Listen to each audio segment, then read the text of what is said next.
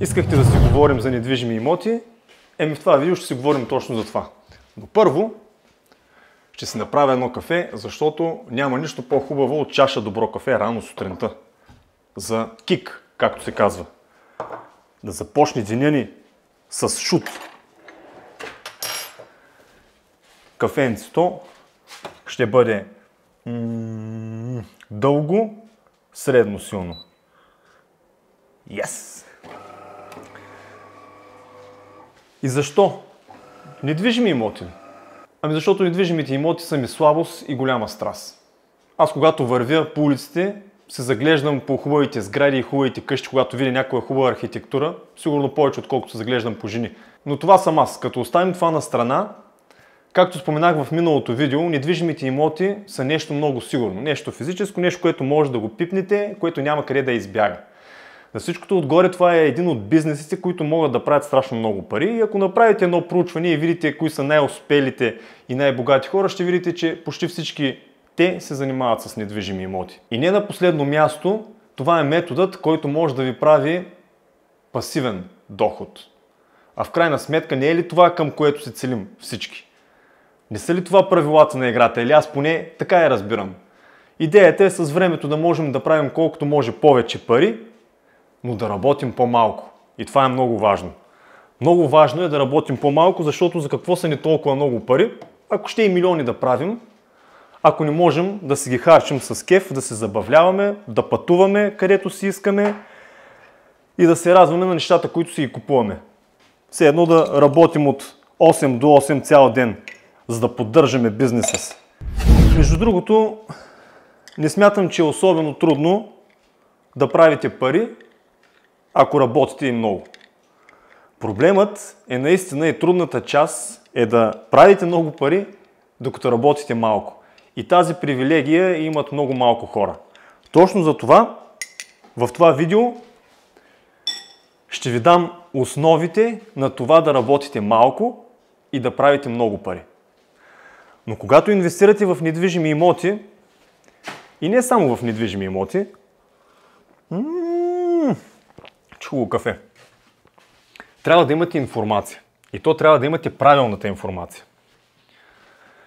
И понеже аз все още не съм написал и издал книга, Георги, напиши за утре да напиша книга. Докато излезе книгата ми за недвижими имоти, бих ви препоръчал да си вземете ето това книжленце, вижте колко е малко, АБВ на инвестирането в недвижимо имущество, тайните начини за откриване на печалби, които повечето инвеститори пропускат, на Кен Макелрой. Това малко книжленце ми помогна страшно много преди около 6 години, когато започнах да инвестирам в недвижими имоти и когато закупих първия си апартамент. И такива книжленца страшно много ми харесват, защото е много практично. Тоест нещата, които тук са написани вътре, може веднага да ги приложите. Това е общо взето като наръчник. Има какви пари може да правите, какви печалби може да правите от недвижимите имоти, какви разходи може да имате за недвижимите имоти. Има как да си търсите имот, как дори да преговаряте с собственика на имот и дори вътре има конкретни изрази, които вие може да използвате в преговорите с собственика, така че да постигнете по-добра сделка. Ето такива много практични, целенасочени книги страшно много ми харесват.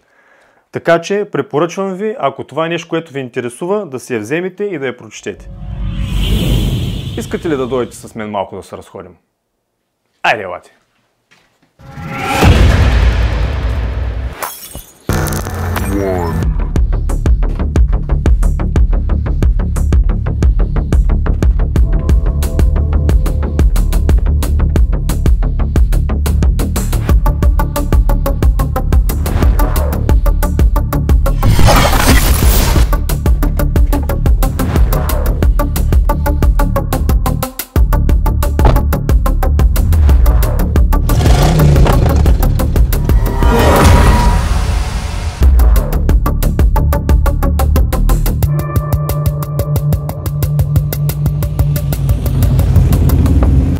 И още една причина, поради която е добре да инвестирате в недвижими имоти и да имате много апартаменти, е това, че когато се скарате с жена ви и тя ви изгони от вкъщи, има къде да отидете.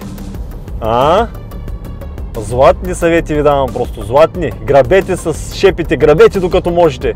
Варианта, който аз използвам за инвестиция в недвижими имоти и който ви съветвам вие да правите, е когато ги отдавате под наем, а не ги препродавате. Както споменах вече, крайната цел и идеята на това упражнение е да можем да правим много хубави пасивни доходи, които да ни позволят да се пенсионираме рано и да си клатим краката на някой готин плаж на някой екзотичен остров.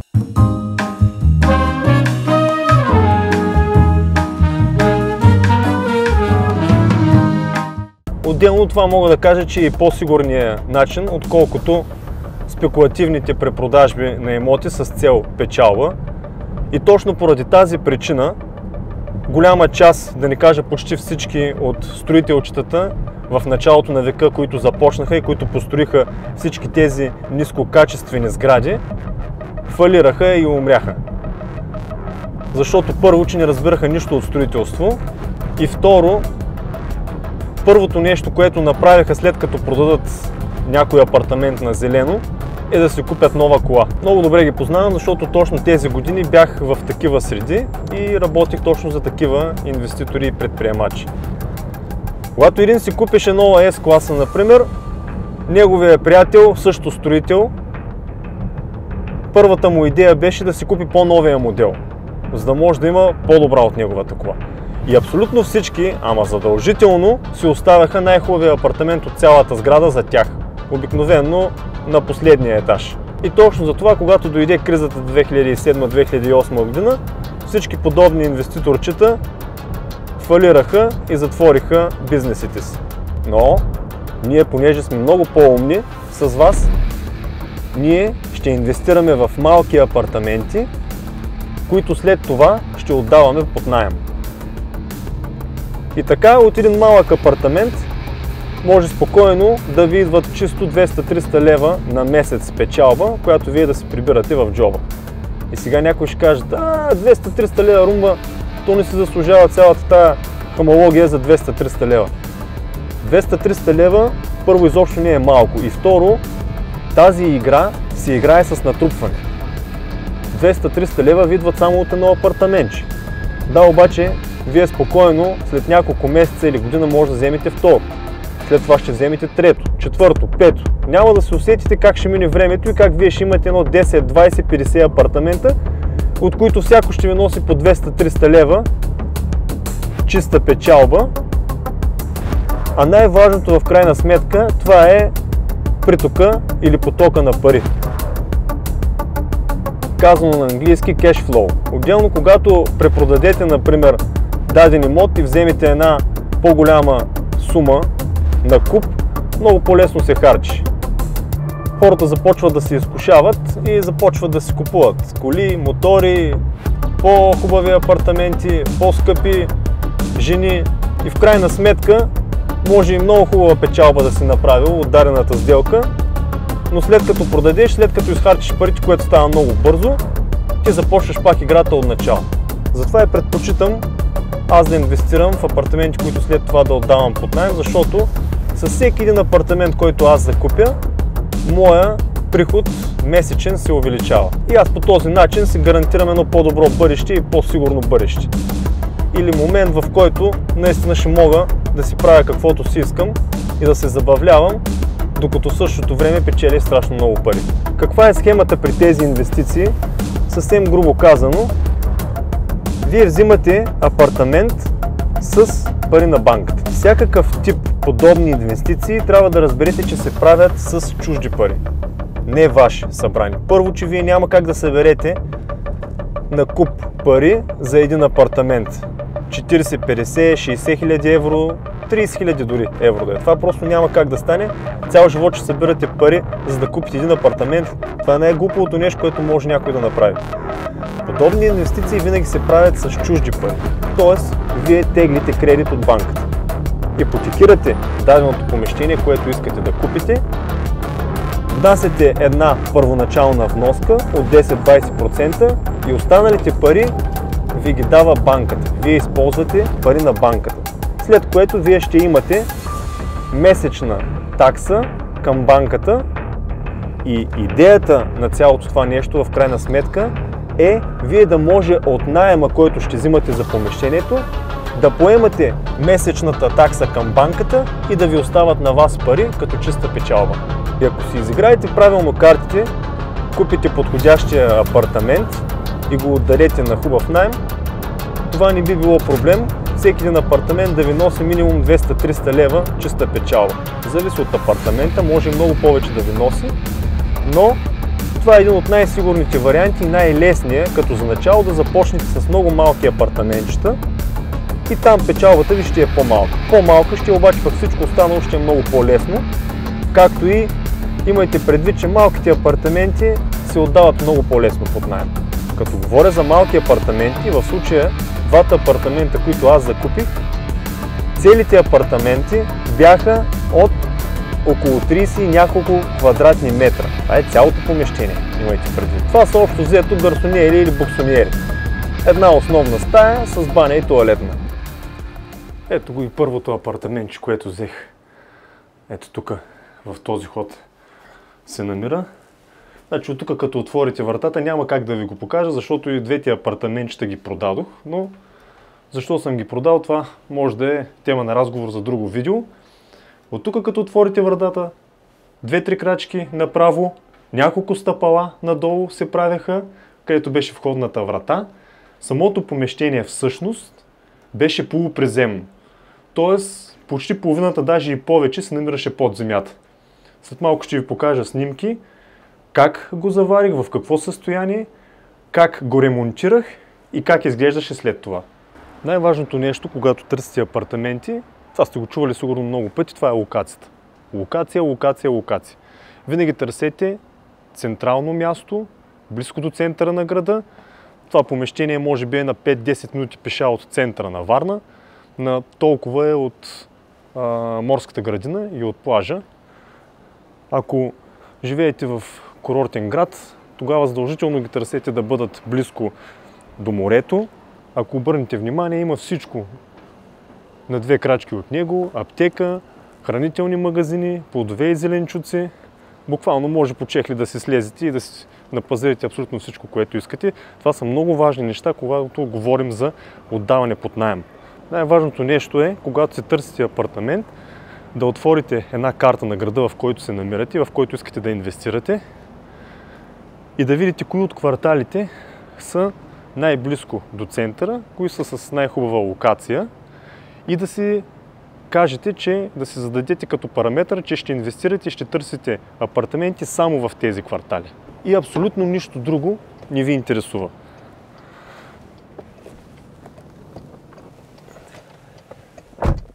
Локацията е най-важна, дори е по-важна от самото помещение. Апартаментчето, което ви споменах и което аз взех първото още, че дори и второто, квадратурата им беше от по 30 и няколко квадрата, както вече казах. И въпреки това, поради хубавата локация, аз успявах да взимам много по-високи наеми, отколкото двустайни и тристайни апартаменти на някои мои колеги. Много често ми са обаждали познати брокери да ми предлагат двустайни, тристайни апартаменти, които са на невероятна цена, страшно изгодни. Ей, Румба, виж тук тристаен апартамент само за 40 000 евро, това е нечувано, обаче в някакъв краен квартал. Подобни помещения изобщо не трябва да ви интересуват. Колкото и добра да ви предлагат сделка, ние търсим апартаменти, които се намират само на централно място. Това е най-важното нещо, запомнете го. На централно място, близко до центъра, близко до плажа, близко до морето или до някакви други забележителности, които имате във вашия град. И така, дойде момента на истината. Да видим малко повече за апартаментите, в какво състояние аз ги взех, какъв ремонт претърпяха и какво се получи. Ето го първия апартамент, който ви показах, който е на 5 минути само от центъра. Това е входната врата, ако си спомняте. Ето, ако отворим входната врата, ни посреща нова врата. Това е сградата на вратите, защото вътре живеят прекалено много мултимилионери и затова има много врати, то вижте метални, яки врати, като сейф врати, се едно трезор има. Това е втора врата и ето насреща, жълтата, също метална врата, това е вратата на моето апартаментче. Правите няколко стъпала надолу, след което идва входната врата.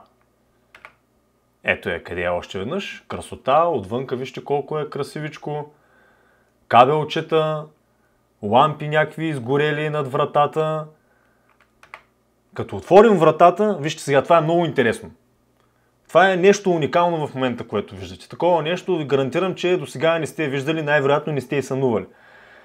Металната врата вдясно, ето я къде е, ако се вижда курсора на мишката. След металната врата, която вече реално за блока се пада трета, има дървена врата за по-голяма сигурност. Нали? Да не влезе някой крадец, че да вземе да се загуби вътре в тия 30 квадрата. След дървената входна врата на апартамента, като направите една крачка точно и половина, следва друга врата, която е за банята и тоалетната. А вляво има още една врата, която е към основното помещение, към дневната. Значи, само в това пространство тук, което е може би около квадрат и нещо, има 4 врати. Аз ви казах, че просто е уникално. Продължаваме. Ето, виждате малко от по-друг ъгъл, вече се вижда и леко от дневничката. Банята. Банята е дълга 1,70 м на 90. Ама това не са метра. Това са сантиметри. 170 см дълга и 90 см широка. И в момента, когато го взех апартамента, като влезнех, горе-долу косата ми опираше горе в тавана, защото ако върна назад, обърнете внимание, че нещо, което беше много странно за мен, че има 3 стълби. Банята е вдигната с 3 стълби, дневната е вдигната с една стълба. Значи това помещение имаше реално 3 различни нива. Първо предположих, че най-вероятно минават някакви комуникации отдолу, под тоалетната, може би някакви тръби и затова е вдигнато. Впоследствие се оказа, че нищо не минава, не знам защо така е било. Някакви архитектурна гениалност, може би. Показахме банята. Ето го основното положение. Вижте каква красота само. Направо приказка. Горе, където се виждат лампите, до там реално помещението е забито под земята. Тоест от другата страна на тази стена има пръст. Светлата част започва от лампите нагоре, където са и прозорците. Следващата снимка, забележете стълбата. Защо мислите, че е тази стълба? Нормално, как може да не разберете защо е стълбата? Съвсем нормално нещо. Стълбата е за да си отвориш прозорец. Понеже прозорците са много високи, няма как да ги стигнеш, и хората са ползвали стълба. Качваш си, отваряш си прозореца, слизаш, качваш се, затваряш си, слизаш. Това помещение се е ползвало, то е със статут, беше на офис и се е ползвало от интернет компания, която предоставя интернет услуги. Ето от обратната стая на голямата дневна, входната врата, към коридорчето имам предвид се вижда, плъзгаща врата, която скрива някаква ниша, която е играела ролята на мини кухничка или нещо от този род. Там са си правили кафето.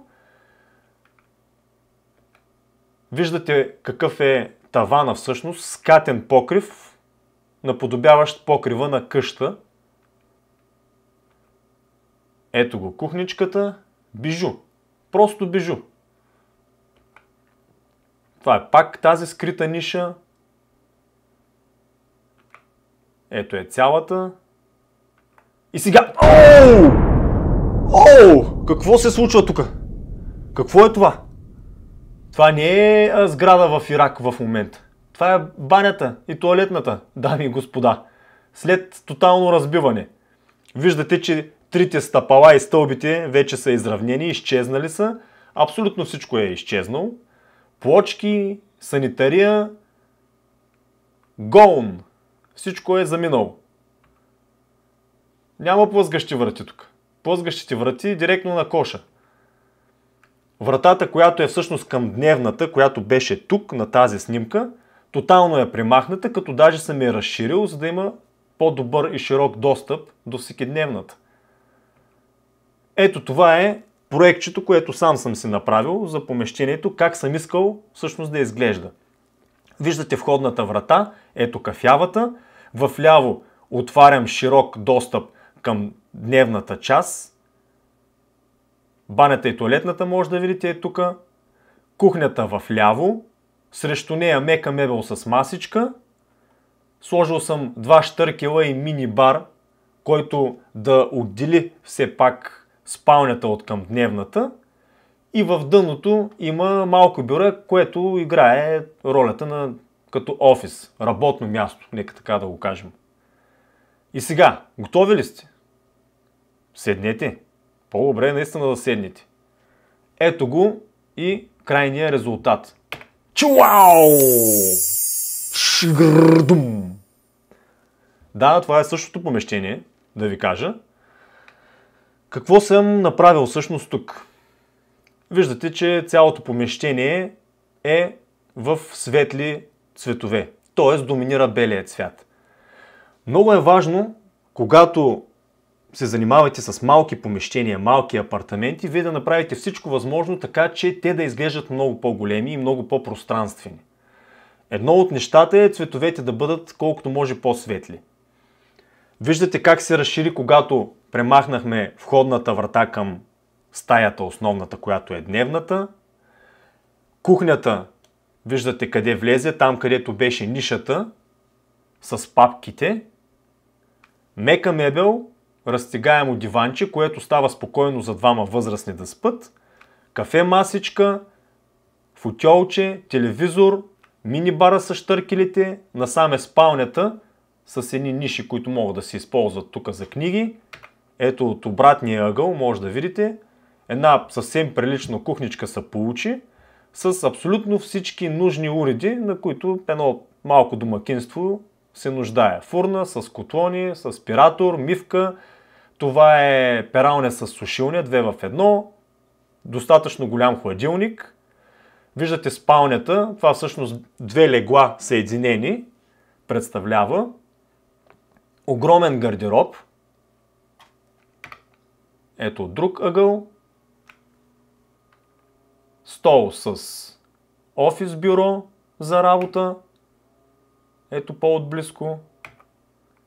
Ето кухнята по-отблизко. И ето е и банята. Бях си го кръстил апартаментчето Little Paris, малкия Париж. Точно заради тази картина с плочките, която сложих. Вижте колко приятно, колко изчистено се получи. И сега набързо една дисекция, ако направим. Първото, основно нещо. Обърнете внимание на тавана. Значи ето как един минус вие може да го превърнете в плюс. В случая помещението беше доста тъмно, понеже е полуприземно. Намира се половината под земята. Точно за това аз инсталирах и опънати тавани, които осветих с възможно най-близката до дневната светлина.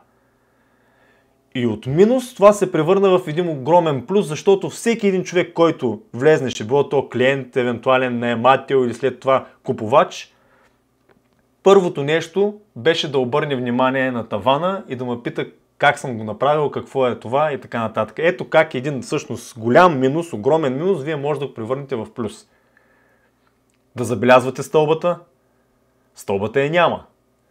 Какво направих? Освен, че подмених изцяло дограмата, прозорците, ето който е този, от другата страна още един, сложих автоматичен механизъм за отваряне. Ето тук се вижда на стената къде е копчето, като задържите самото копче, прозореца се отваря и обратно като го натиснете, той се затваря. Ето едно решение и отново един недостатък може да го превърнете в един плюс. Друго много важно нещо, което също предава пространственост и големина на помещенията, това е когато има огледала. Колкото може повече огледала. Точно и за това, както виждате, този огромен гардероб, огромен имам предвид за такова малко помещение, двете му плъзгащи врати всъщност са огледални. Сложил съм огледала. За да може да се отразява самото помещение, светлината, което придава триизмерност и оттам пространственост. Освен, че трябва да се стремите да придадете пространственост на помещението, другото нещо, което е много важно за малките апартаменти, е да има място, къде хората да си прибират нещата. Това е основен проблем като цяло на малките апартаментчета. Точно за това двете легла с огромни ракли отдолу, където могат да се прибират един куп глупости. Разтегаемото диванче също, когато го дръпнете, отдолу се освобождава празнина, една празна ракла, която може да се запълва с най-различни неща. И така, нека да поговорим малко за парички, в крайна сметка, защото това е едно от най-важните неща, които чакате да чуете. Това помещение, даже мен ми е трудно да го нарека и апартаментче, защото то реално не е, със статут на офис, стоеше сигурно години на пазара. Виждал съм го още много преди да реша да инвестирам в подобен тип недвижимо имущество. Цената му, забележете, беше умопомрачаващите 12 000 евро. 12 000 евро, дори и за 6 години назад, ако се върнем във времето, беше просто смешна сума за центъра на голям град като Варна. И въпреки това, това помещение стоеше толкова дълго време и абсолютно никой не го купуваше, защото, както виждате, ако се върнем на самото начало, нормално е. Когато някой види подобно нещо, буквално му се подкосяват краката, бие си шута, не може да се смогне да си плюи на апетите и бяга. Даже най-вероятно ще даде някакви пари на брокера, просто да го отърве от това нещо и да не му го показва повече. Обаче аз забелязах точно обратното. В момента, в който го видях, при положение, че беше първото ми още, т.е. нямах натрупен опит, аз знаех, че това е точно нещото, което търся и нещата могат да се получат точно така, както съм си ги визуализирал. 12 000 евро беше цената на този офис.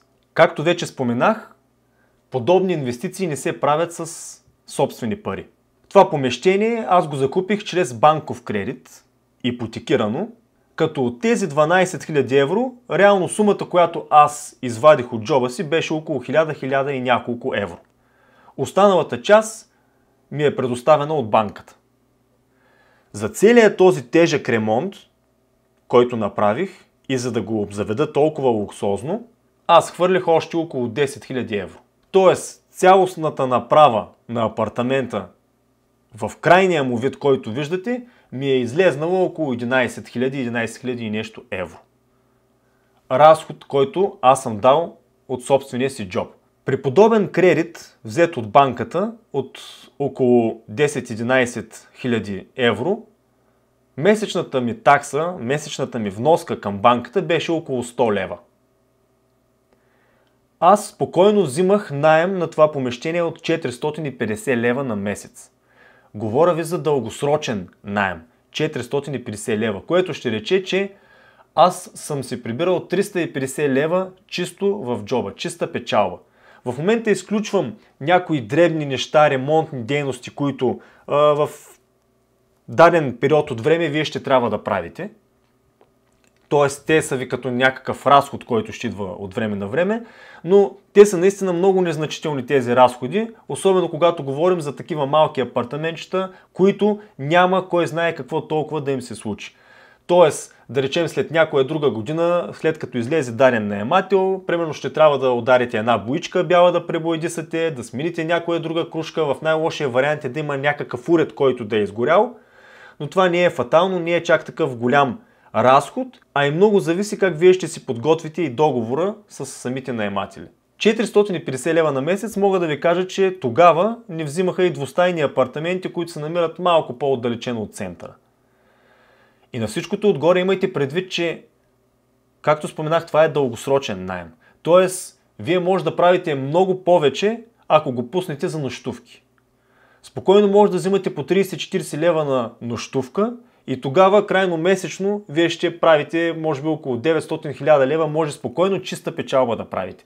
Аз лично не исках да го давам на нощувки, защото не ми се занимаваше с всичката тази дъндания, да посрещам, първо да търся постоянно клиенти, наематели, след това да ги посрещам, да чистя след тях. Предпочитах нещо, което е много по-сигурно и което изисква много по-малко работа от мен. Точно това, което ви споделям, всъщност възможно най-пасивният начин да правя някакви пари. Но ако искате да правите възможно най-големи печалби, тогава ви съветвам да работите на нощувки. Да ги отдавате на нощувки. Има куп варианти вече, може да работите с Airbnb, страхотен начин, откъдето да си набавяте наематели и може наистина да правите много пари. И нещо друго, само да ви кажа, че тогава, по това време, повечето апартаменти, които се даваха под наем, стояха с месеци, да не кажа с години празни. Аз бях единствения, който наемателите буквално се биеха да бъдат избрани от мен да живеят в това апартаментче. Брокерите постоянно ме се обаждаха и аз си правих интервюта с 3, 4, 5 наемателя, от които аз преценях и избирах кой според мен е най-удачният и кой ще се грижи най-добре всъщност за апартамента. И имайте предвид, че в повечето случаи това са момчета. Не са момичетата, което е обратно на логиката. Ако говорим за наематели, малко странно може да ви се стори, но момчетата пазят повече, отколкото момичетата. Сега ще бъда нападнат много сериозно от всички момичета и от женската аудитория, но слава Богу, че моя канал по-големия процент са мъже. Може би пък така ще провокирам жените да започнат да се абонират малко повече към канала в крайна сметка. Само мъжете ли ще бъдем успешни? Защо не и жените? Ето го къде е другото апартаментче. Ето го. И ако първото апартаментче беше приземно, т.е. половината е под земята, то това е на първия етаж, само че е нисък етаж, както ги водят. Т.е. излиза на кота 0. Прозорците, които са от стаята, всъщност гледат към един вътрешен двор. И стана приказка. Този вътрешен двор го използвах по един много готин, страхотен начин. Това, за разлика от другото апартаментче, е малко по-далече от центъра. Ако миналото апартаментче беше на, да кажем, 5 минути пеша, то това да е на 10-15 минути пеша от центъра на града и от морската градина. Но пълно е с училища. Има няколко училища наблизко.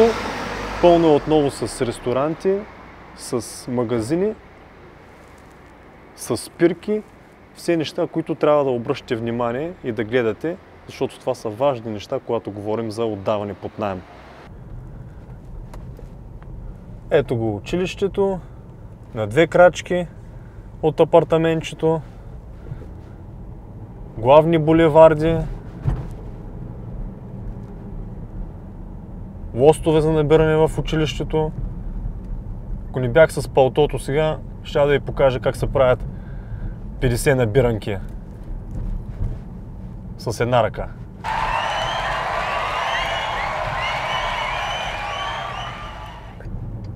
Както виждате, и двете апартаментчета са много далеч от луксозното. Тук не става въпрос за луксозни апартаменти, ново строителство апартаменти, защото при тях няма да ви излезе сметката, грубо казано, или печалбите всъщност ще са ви доста по-малки. Тук не търсим апартаменти, които на нас да ни харесат. Търсим апартаменти, които знаем, че много лесно можем да ги отдарем под наем и които ще ни излезнат по-малко пари, за да ги реставрираме и за да ги обзаведем луксозно. Сега ще ви покажа и второто апартаментче, в какво състояние го заварих, какъв ремонт претърпя, тежък, и след това крайния резултат. Минаваме към второто помещение. Ето, коридорчето. Приказка отново. Чудесно. Това вдясно е входната врата. Тук е само една този път, не са две. Това е входната врата вдясно, която виждате. Една малка нишичка, която е за якенца и за обувки. Вляво вратата, която виждате, е към банята и тоалетната, а аз в момента снимам от дневната. Ето един друг ъгъл на входната врата, аз съм отново в дневната. Ето е банята и тоалетната. Каква красота! И забележете, перденцето всъщност предпазва бойлера и мивката от намокрене. Виждате ли душа къде е? Значи като се къпете, пръскате цялата врата и цялата тоалетна, абсолютно всичко са мокри, но в крайна сметка вие пазите бойлера и мивката. Продължаваме натам с тези гениални изпълнения. Да, ето е тоалетната, много приятна.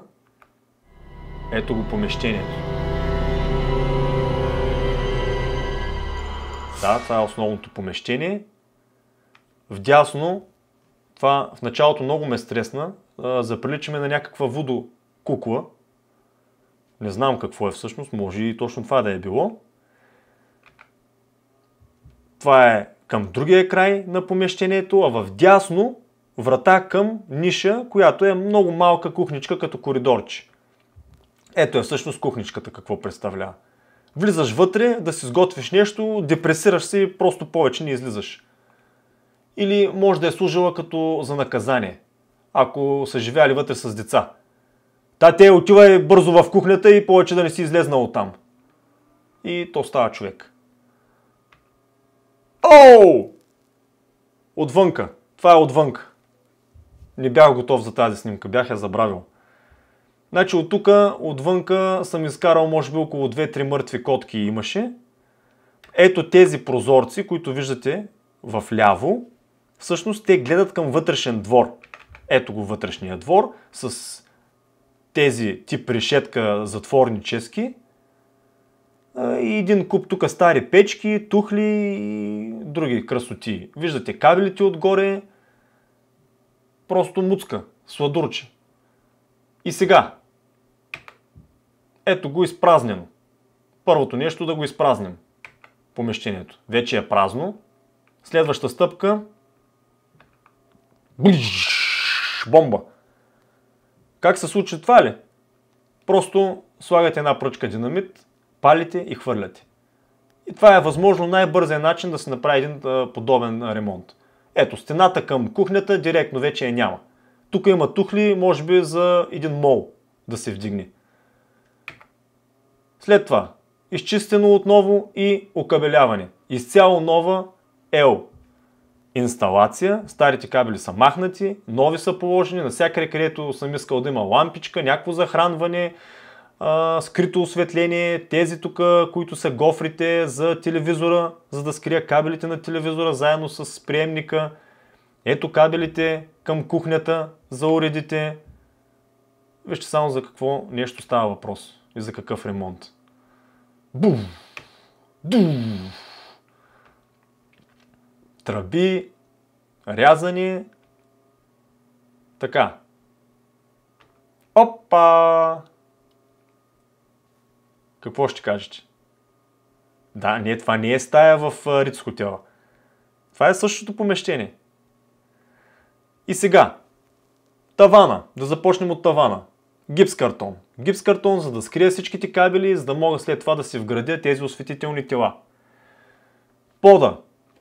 Гранитогрес, който имитира мрамор. Плочката е 60 на 60, голяма, лъскава плочка, защото отново, както виждате, лъскавото и светлото, това предава много по-пространственост и размер на самото помещение. Дограмата. Изцяло премахната стара дървена дограма и сложена нова ПВЦ дограма. Корнисчета с перденца. Виждате тук как съм направил от гипс картон един зъб като триъгълник. И в края отново съм изкарал леко напред с гипс картон едната част от стената, която съм облякал и с ламинат, който е под ъгъл, за да може да се получи тази триизмерност, която отново придава повече големина на самото помещение. В дъното има бюро за работа.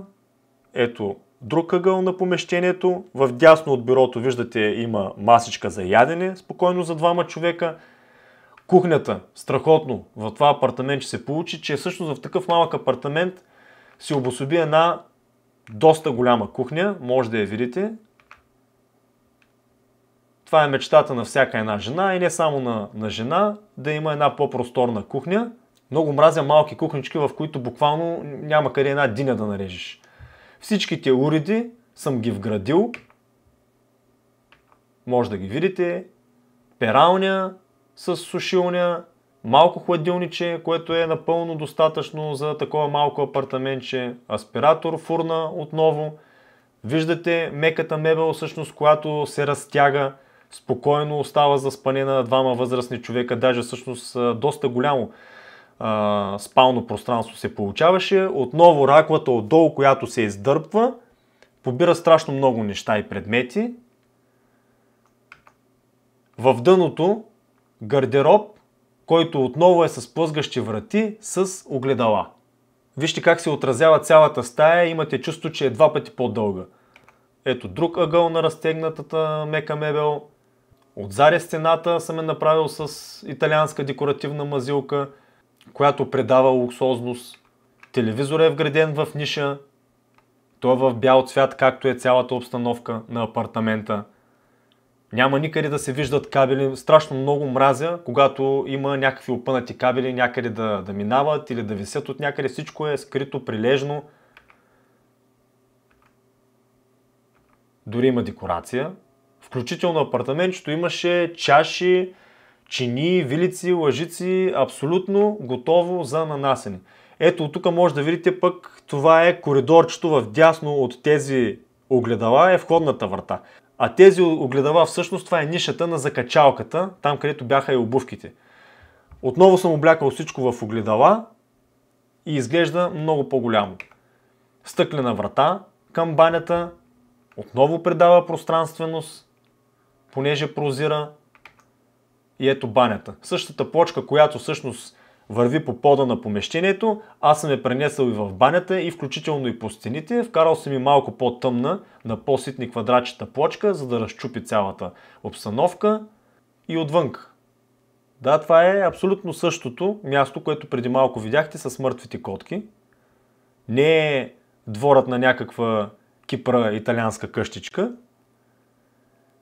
Мазилка, всички кабели са изчезнали, както виждате, всичко е скрито. Една съвсем елементарна бяла минерална мазилка. Цокъл отдолу с тухлички. Боядисал съм насреща, грозната стена съм е напръскала бяла. Винтидж да бъде. Лозичка даже има, с грозденце. И сега, малко повече стойности относно това апартаментче. Тук ще ви го покажа на английски, защото на времето си го качвах цялата тази информация в един мой блог. Апартамента струваше 23 500 долара. 2500 долара е първоначалната вноска, която всъщност аз изкарвам от моя джоб. А банката ми заема 21 000 долара. Може да видите колко ми е струвало всяко едно нещо по ремонта. Значи, ремонтът по изкъртване и премахване на букука ми е струвал 700 долара. Гипс картона ми е струвал 1360 долара, L кабелите плюс работата 550 долара или тотал 13 620 долара за ремонтни дейности и за обзавеждане. Ако към тях прибавим и 2500 долара като първоначална вноска, която съм дал за закупуване на апартамента, крайната цена, която е излезнала от моя джоб, всъщност е 16 120 долара. При 21 000 долара, взети от банката, месечната ми вноска към тях беше около 200 лева. 200 лева, при което на този апартамент аз съвсем спокойно на момента можех да взема 450 лева за дългосрочен наем. Лятото вкарвах на 600 лева наематели за 3-4 месеца, така че можем да сложим една средна цена от около 500 лева за дългосрочен наем, отново говоря. Ако го давате на нощувки, тук спокойно може да взимате минимум, абсолютен минимум 40 лева на нощувка и да правите много повече пари. Но аз предпочитах дългосрочно. Та, средна цена, ако сложим 500 лева, ето, като платя аз 200 лева към банката, аз оставах с 300 лева чиста печалба. 300 лева чиста печалба от това апартаментче, плюс 350 от първото апартаментче, ето 650 лева аз получавах чисто на месец, без абсолютно нищо да правя повече. Покупката и ремонтните дейности на едно такова апартаментче може да отнемат около 2 месеца, не повече. Това е готиното на малките апартаменти, че първо, ремонтите се правят много по-бързо, защото квадратурата е малка и отделно ви струва много по-малко пари, за да ги направите страшно луксозни. Както виждате, с едни 10 000 долара, вие може да ги превърнете в нещо страхотно луксозно. И ако някой може да ми каже друг вариант, който с инвестиция от 10 до 15 000 долара може да му носи 300-350 лева минимум чиста печалба на месец, нека да я сподели, ще се радвам да я разискваме заедно. И ще ви кажа нещо съвсем откровено. По това време аз се занимавах с интернет, само че тогава не с дропшипинг, а с Facebook трафик и с видеосайтове. Правих доста добри пари, но когато отивах всеки месец да си получа наемите, това ме правеше още по-щастлив, отколкото абсолютно всичко останало като дейност, което съм правил. Тези 650 лева ме правиха много по-щастлив от хилядите, които правих с интернет. И най-вероятно защото просто ги получавах на ръка, прибирах си ги в портфела, не ги получавах по сметки, а отделно това беше някакси като една много заслужена награда на целият този труд, който съм вложил и това, че всъщност са били успешни тези инвестиции. И сега отново за всички тези, които ще кажат не се заслужава за 300-350 на апартамент, ето как от 2 апартаментчета, които аз взех в рамките на 2 години, аз си правих чиста печалба от 650 лева, казвам пак минимум, защото работих на дългосрочно, а не на нощувки. Спокойно може всяка една година вие да се взимате по 1-2 апартаментчета и в един момент да видите как вие ще сте събрали 10-20 апартамента, 30, 50, 100 и ще правите хиляди на месец. Пасивен доход. Този вариант, както споменах вече, е за хора, които имат някакви доходи, някакви сигурни месечни доходи, които имат активен бизнес или които са на работа, обаче получават много добра заплата, така че могат да заделят някакви пари за инвестиции. Не съветвам никой да започва да инвестира в апартаменти, без да има подсигурен активен доход. Толкова относно инвестициите в недвижими имоти, поне на този етап. Сега стигнахме до въпросите и отговорите, които ви обещах, че в края на всяко едно видео ще отговарям. Не забравяйте да ударите един лайк на това видео, ако ви е харесало, да се абонирате за канала и да натиснете малката камбанка. И сега, към въпросите. Първи въпрос е от Freedom, предполагам, че се чете. Как научи английски и как си толкова успял в живота? Как научих английски ли? От малък уча английски, аз съм завършил езикова гимназия, така че английския ми е на едно, мога да кажа, добро ниво. Далеч съм от отлично или от много добро ниво. Определям си го като добро ниво. Достатъчно добър ми е, за да поддържам комуникация, било то с клиенти или с някои други англоговорящи. А и с времето и с практиката това ми е помогнала и всъщност ми е шлифовала английския, така че да бъда по-добър в разговорния английски. Не толкова в писмения, колкото в разговорния. А относно за това колко съм успял, аз не се приемам за успял. Значи това да си успял, това е нещо много относително. Всеки го разбира по различен начин. Със сигурност за мен да си успял не е свързано с пари. Може да имаш всичките пари на света и да не се чувстваш успял и обратното.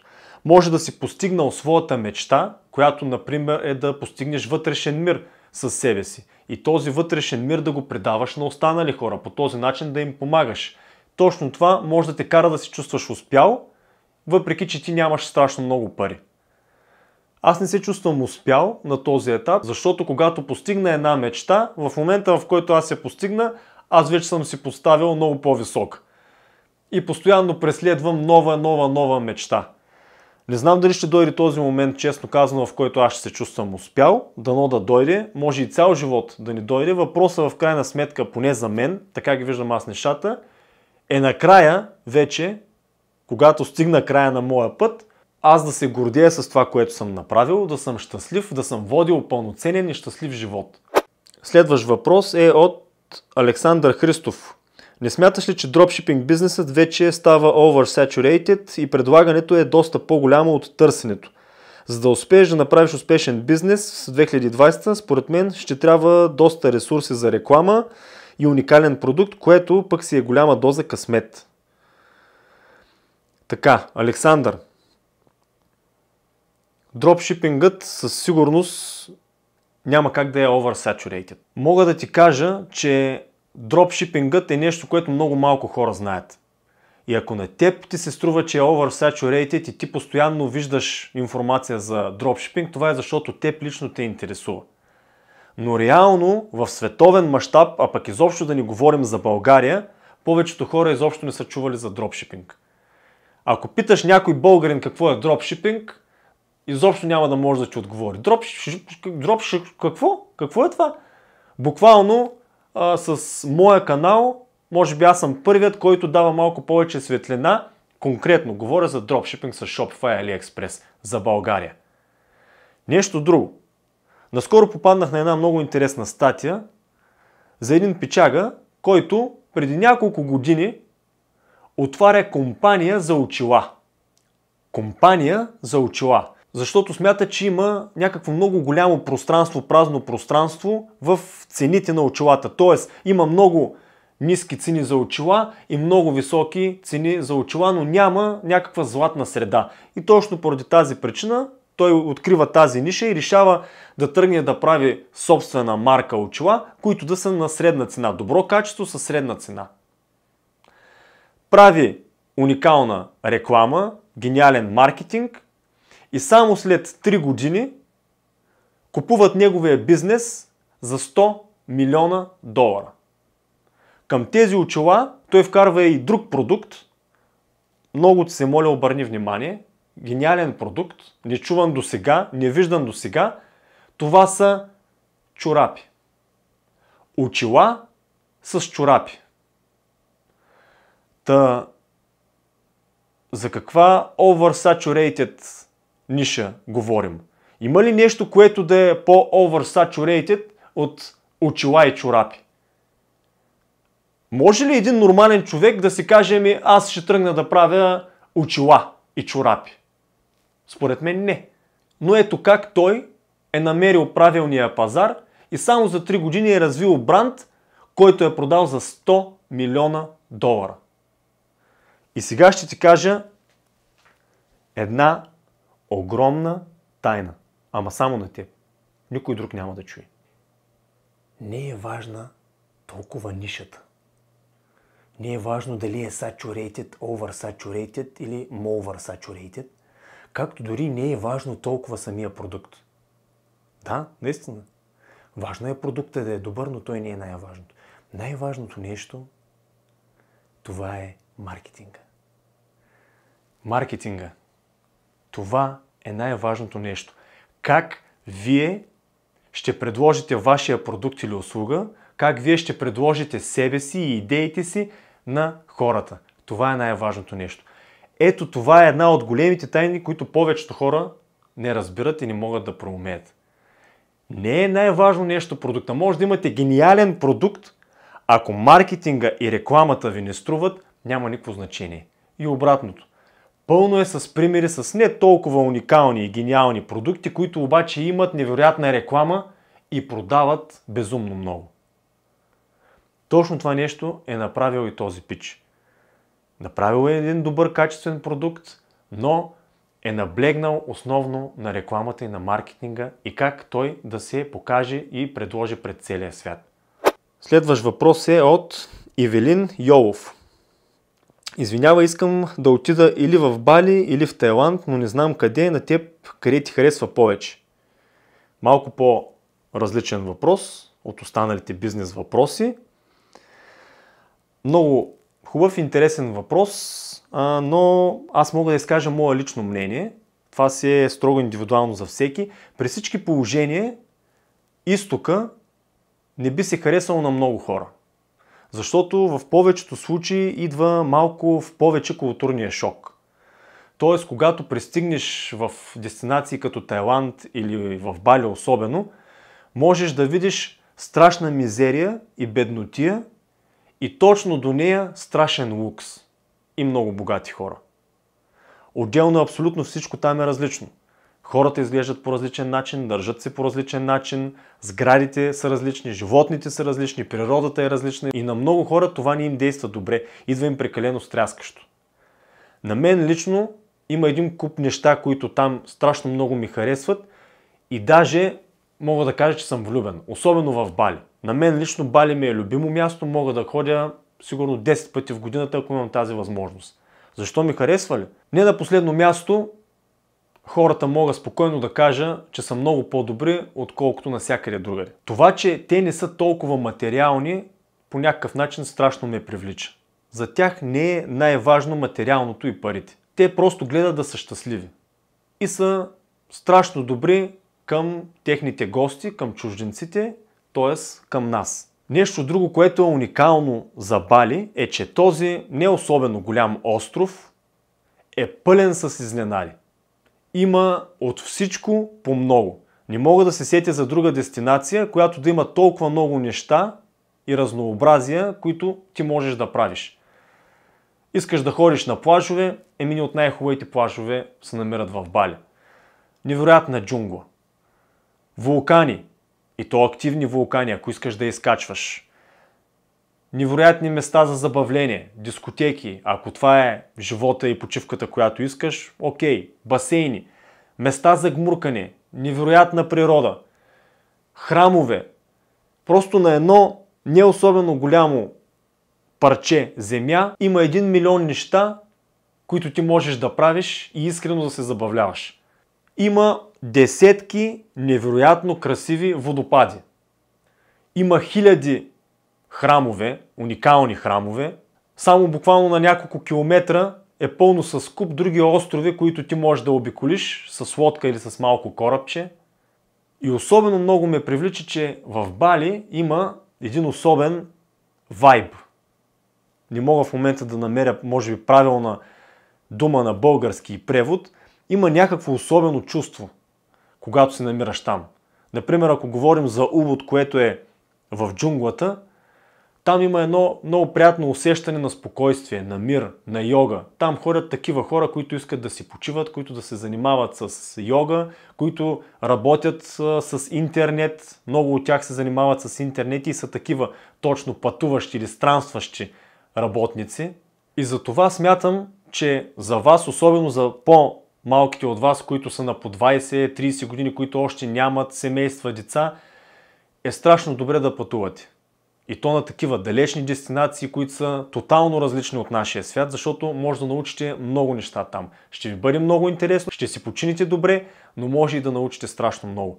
Ще ви зареди с уникални идеи във всякакъв аспект. В бизнес и предприемачество, ако говорим, ако ще е за любов и за някакви връзки, кой каквото иска и каквото търси. Следващ въпрос е от Димитър Бончев. Румба, здравей! Ако работиш с няколко доставчика и при по-голяма поръчка до клиента отидат няколко пакета и по различни времена, как реагира клиент?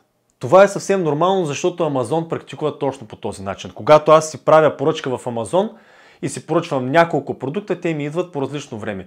Даже имаш и тази опция, дали да си групираш всичките продукти да дойдат по едно време, което обаче ще бъде малко по-късно, или всеки един да идва по-отделно, който може по-бързо. Така че това никога не е било проблем за мен, просто казвам, че съм пратил от различни складове продуктите. Следващия въпрос е от Ивайло Бойчев. Здравей, Румба! Ето го и моето въпросче. Коя е най-успешната ниша в дропшипинга, за която ти знаеш? Друго яче казано, фирмата или човека, който прави най-много пари в цял свят от дропшипинг, какво продава? Ивайло, няма как да ти кажа кой е най-успешният дропшипър. Такава статистика не само, че не съм чувал, но и най-вероятно няма. Има страшно много дропшипъри, които правят милиони обороти годишно и стотици хиляди чиста печалба долари на месец. Коя е най-успешната ниша, също няма такава статистика. Мога само да ти кажа, че почти всяка една ниша може да бъде успешна. Мога да ти кажа за хора, които са правили десетки хиляди чиста печалба на месец в нишата с часовници. Много успешни дропшипъри познавам, които правят страшно много пари с гривнички. Едни обикновени, елементарни гривнички. Аз лично съм правил страшно много пари с рибарската ниша. Имам познати, които са правили много пари с нишата за колела. Йога нишата също. Огромни обороти е правила. Нишата за гаджетс Всякакви джинджурийки, еладжийски истории, страшно много пари. Компютърната ниша, геймърската ниша, също много пари. Страшно много са нишите и няма как да ти кажа една конкретно ниша. Познавам много хора, които продават в най-разнообразни ниши. И в повечето случаи, както казах преди малко, за голямата тайна, не е толкова важна нишата. Важна е рекламата, как ти ще подходиш и как ще се представиш и как ще се предложиш на клиентите. Следващ въпрос е от Евгений Борисов. Здравей, Румене, как подхождаш към инвестициите с недвижими имоти? Първо заделяш пари и после ги влагаш без заеми от банки или използваш комбиниран подход? Робърт Кийосаки също коментира тази тема, но не става ясно как избягва банките. Ще бъде интересно да засегнеш тази тема, ако вече не е засегнат. Предполагам, вече си разбрал частично, че работя изцяло или поне доколкото е възможно с чужди пари, т.е. пари на банката. Сега, ако майка ти и татко ти имат възможност да ти дадат или леля ти и чичо ти или имаш някой богат роднина, това пак са чужди пари. Може да не са банката. Може да ги вземеш от тях и с някаква много по-разумна от банката лихва да им ги връщаш. Но такива инвестиции не се правят с лични финанси. Дори и най-лошото нещо да се случи, да не можеш да си изплащаш парите към банката и тя да ти вземе имота, това е 100 пъти по-добре, отколкото ти да си загубил всичките си пари. Ако нещо се стане с пазари, срине се и да кажем, че ти го загубиш този имот и ти си вложил всичките си пари. По-добре да загубиш имота с парите на банката, които си използвал и да останеш на нула или с някакви лични финанси, които си имал, отколкото да си загубиш абсолютно всичките пари, които си инвестирал в този имот. Всички големи бизнесмени и инвеститори, които се занимават с недвижими имоти, работят по този начин. Аз не съм го открил това нещо. Ето ги. Доналд Тръмп. Грант Кардон. Робърт Кийосаки, той е написал гениална книга, но той е малко по общите приказки. Той не е толкова активен предприемач с недвижими имоти. Има много малко информация за точно това, с което Робърт Кийосаки се занимава. Като цяло уж има и инвестира в недвижими имоти, обаче аз лично не съм гледал много видеа и не съм чел много по тази тема. Гледай инвеститори в недвижими имоти, които могат да покажат какво точно правят. Точно такива са Грант Кардон и има много тема, свързана с Доналд Тръмп. Следващ въпрос от Станислав Йотовски. Здравей, Румен. Така, минавам директно към въпроса. За мен също ще е интересно да науча кои книги са помогнали най-много за развитието ти и начинът ти на мислене. Ако можеш да споделиш от коя книга какво си приложил в живота си, ще е супер. Много хубав въпрос, Станислав. Зачекнахме темата с книгите. Сега ще я завършим. Не мога да кажа кои са ми любими книги. Нямам любими книги. Значи това не е като при филмите, където мога да имам любим филм, защото повечето книги, които аз чета, са на бизнес тематика. Не са художествена литература. Не, че не чета художествена литература, но тя е между другите, когато ми стане прекалено скучно или се натоваря страшно много. Тогава си позволявам да чета такива книги. Винаги си взимам и чета книги, които засягат дадена тема, по която аз искам в момента да се развивам. Ако се върнем на недвижимите имоти, преди 6 години, тогава четях основно книги за недвижими имоти. Това е била темата, която ме е вълнувала. Затова основно Доналд Тръмп. Почти всичко свързано с недвижими имоти на Доналд Тръмп съм го прочел, защото смятам, че той е един уникален инвеститор и преговарящ в сферата на недвижимите имоти. Грант Кардон също споделих, който е много актуален в момента и който може да гледате неговите видеа в YouTube. И както в началото на това видео показах, ето това малко, незрачно на пръв поглед книжле, с предговор точно от Робърт Кийосаки на Кен Макелрой, АБВ на инвестирането в недвижимо имущество, страшно много ми помогна. Страшно много ми помогна, защото това е от книжките, които има много практична информация. Уникална. Друга книга, която наистина много ми помогна, защото това беше нещо, което теб те интересуваше, което съм приложил в живота, е на Дейл Карнеги "Как да преодолеем безпокойството и да се радваме на живота". В момента, в който си взех тази книга, мога да споделя, че не се чувствах много добре. Това беше в момента точно когато предлагах и продавах дропшипинг бизнеса си и беше много натоварено време за мен. Бях много притеснен, не знаех, не бях продавал до сега такъв бизнес за $90 000. Това са страшно много пари за мен. Не знаех дали ще се случат нещата. Имах много желаещи, много клиенти, които буквално в рамките на няколко месеца постоянно преговаряхме за цени. Не знаех кой беше най-удачният избор да направя. Единият ми предлагаше доста повече пари, американец, даже ми викаше в Щатите при него да сме работили заедно. В същото време аз пък бях обещал на канадци да продам сайта. В крайна сметка, понеже исках да бъда лоялен, избрах канадците и се оказа даже в последствие, че американецът всъщност се е блафирал и не е искал дори да купи сайта. Беше много стресиращо време и в крайна сметка успях и взех, смятам, че правилното решение, но тази беше книжчицата, която доста ми помогна.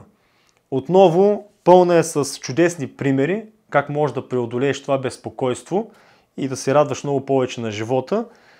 И отделно беше много интересна. Като цяло Дейл Карнеги като автор много ми допада, много разбираемо пише и мога да я препоръчам с две ръце.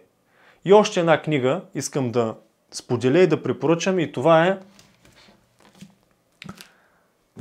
Батарни, разбира се. Зов за завръщане на Арнолд Шварценегер.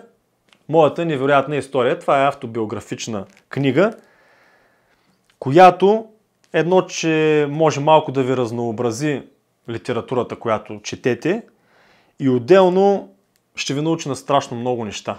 За мен този човек е най-успелият човек, спокойно мога да кажа, за всички времена. Това е мое мнение, разбира се. Мога да кажа защо така мисля.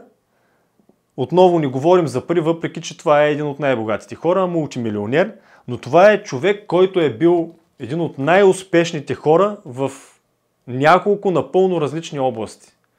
Това е човека, който можем да кажем, че е допринесъл най-много за спорта. Този човек е работил много усилено с президента на Американските щати, Буш старши, и тази фитнес вълна, която се е породила на времето, е започнала точно от Арнолд Шварценегер. Това трениране и изобщо той е създал цели държавни програми, свързани с президента и управата тогава на щатите, които са дали възможност и са накарали всъщност децата още от ранна възраст да започнат да тренират. Този човек е и най-успешният културист за всички времена. 7 пъти мистър Олимпия, създател на състезанието Арнолд Класик, едно от най-известните след мистър Олимпия. И до ден днешен той е мотиватор в тази сфера и учител на един куп културисти и спортисти. Друга област – киното, киноиндустрията. Можем спокойно да кажем, че това е един от най-великите актьори за всички времена. И тук не става въпрос само за актьорско майсторство и дали има Оскари за някои филми, а тук става въпрос за това, че този човек, цял свят знае филмите му. Филми като Терминатор, като Хищника, като Конан, като Командо и много други се знаят от цял един свят. Включително има и изрази, които до ден днешен всички ние използваме, които са от неговите филми. Това е и най-скъпо платения актьор по това време през 90-те години. Това е най-скъпо платения екшън герой. Актьор, на който включително и такива като Силвестър Сталон, Жан-Клод Ван Дам и Брус Уилис и всички останали екшън звезди са се впечатлявали от него и те винаги са го догонвали. Този човек на всичкото отгоре след това влиза и в политиката, като губернатор на Калифорния, прави страшно много неща, бори се много сериозно и за опазването на чистотата на природата и една голяма част от живущите в Калифорния го подкрепят и одобряват много това, което той прави. Така че много интересна книга, от която може да научите много. Арнолд Шварценегер, Дейл Карнеги за безпокойството, ако се чувствате по този начин, и АБВ на инвестирането в недвижими имоти. Пак казвам, че зависи вие в какъв етап сте, какво ви интересува.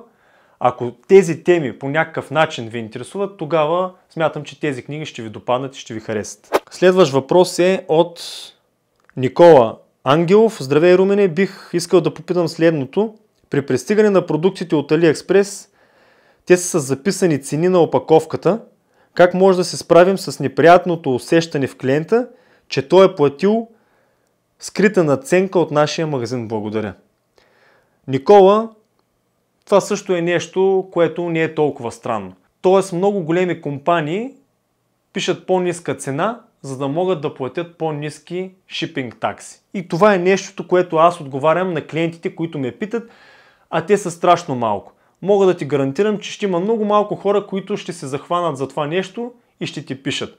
При толкова хиляди поръчки, които аз съм направил, буквално се борят на пръстите ми на едната ръка клиентите, които са ме питали защо има разминаване в цената, и тогава отговарям, че съм писал по-ниска цена, за да мога да платя по-ниски шипинг такси. Следващ въпрос от Атанас Анастасов. Любими филми? Насето е много сериозен. Насето е винаги редовен в коментарите. Интересен въпрос. Любими филми? Имам страшно много любими филми. Имам един, който е на първа позиция, и това е Легенди за страстта. Предполагам, че всички сте го гледали. За мен това е най-уникалният филм, правен за абсолютно всички времена. Този филм всъщност се стои от няколко филма вътре. За съжаление, такива сюжети и вече такива филми не се правят. Този филм се състои от няколко кулминации, за разлика от всички останали филми. В момента, в който си мислиш, че си стигнал най-голямата кулминация, повратна точка във филма, след това идва нещо, което е още по-интересно. Уникален филм, уникален актьори, уникална игра, уникална музика. Оттам нататък има много филми, които може да ги нареди в топ 10. Такива като Гладиатор, Смело сърце, Последния самурай, Александър, Зелената миля. Както забелязваш, това са все филми, в които има някаква човешка драма. Обичам драми, сериозни филми, в които има така доста емоции, доста чувства, и смятам, че от такъв тип филми човек може да научи много. Не само да са ти интересни и да загубиш, да кажем, час и половина-два, а от които можеш да научиш страшно много. Както е и Легенди за страстта. Може да научиш страшно много за човешките отношения, какви трябва да бъдат.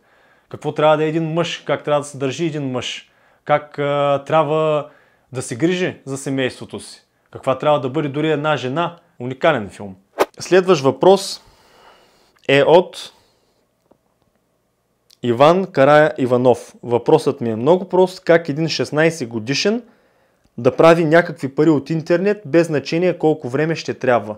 Ванка, много е лесен отговора на този въпрос. Въпросът изобщо не е прост, съвсем нормален е, но решението за мен е едно, и то се казва YouTube. Можеш да видиш в моето видео за най-богатите ютубъри, че почти всички те са на твоята възраст, под 20 години, и правят буквално милиони долари. YouTube е най-лесният начин да започнеш, един от най-сигурните, и дава един от най-големите потенциали за развитие. На всичкото отгоре е напълно безплатно. Изобщо нямам две съмнения по този въпрос. Препоръчвам ти още от сега да започнеш да мислиш за правилна ниша и правилна насока и да започнеш да правиш видеа. Да, знам, че се притесняваш най-вероятно. Повечето хора, това им е проблема с YouTube, че се притесняват да говорят пред камера и да правят видеа. Да не мислиш, че аз не се притеснявам. На първото видео се притеснявам и в момента на 36-тото също се притеснявам. Това е нещо съвсем нормално. Всеки един човек се притеснява, най-вероятно и Брат Пит, ако прави филми, докато го снимат, също се притеснява. Може би след 1000 видеа няма да се притеснявам толкова. Въпросът е, че е важно да започнеш. Ако погледнеш едни от най-успялите ютубъри и се върнеш още на първите им видеа, ще видиш колко дървени са били. И видеята, и качеството, и как са се и притеснявали и те. Така че всеки започва от някъде, това да не те притеснява. Моят съвет е просто направи няколко видеа. Телефона, снимай се, 1, 2, 3, 5 видеа, ако искаш не ги качвай. Просто ги направи, гледай си ги, продължавай да правиш нови и ще видиш как ще ставаш все по-добър, по-добър, по-добър, и в един момент вече няма да се притесняваш толкова и ще можеш да направиш един много добър бизнес чрез YouTube. Така, гайс, Толкова за днес. Съжалявам, че не отговарям на всичките въпроси, но те са прекалено много и започнаха да се свързват с мен на най-различни ютубъри, да ме молят да съм съкръщавал видеята, защото викат: Румба, ти с тия твоите видеа по половин час, един час, ти тук отнемаш цялата аудитория от гледане на твоите видеа. Викат: те не могат да гледат нашите видеа. И затова ме помолиха да започна малко по-кратки да ги правя. Спирам да отговарям. Стига толкова за днес, за това видео. Благодаря ви, че бяхте с мен. Благодаря ви, че гледахте. Ударете един лайк, ако смятате, че информацията ви е била полезна. Споделете го с приятели, абонирайте се и ще се видим в следващото видео. Лача!